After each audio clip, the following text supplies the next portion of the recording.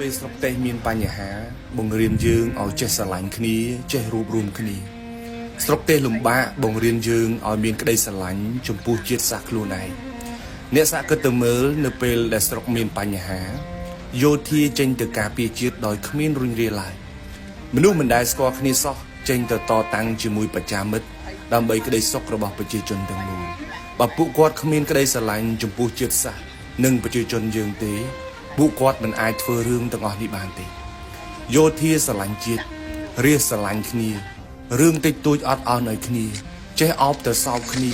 ចេះអធិស្ឋានគ្នាក្នុងនាមជាខ្មែរគាត់ជាអ្នកដតីតែគាត់អាចស្រឡាញ់ប្រជាជនទាំងមូលបានចុះយើងជាសាមញ្ញជនហេតុអ្វីក៏ស្អប់គ្នាចងពៀគ្នាបំពេញគ្នាក្នុងនាមយើងជាជនជាតិខ្មែរតែមួយហេតុអ្វីស្រឡាញ់គ្នាមិនបានប្រទេសជួបទុកវាបង្រៀនយើងថាគ្មានបរទេសណាគេមកយក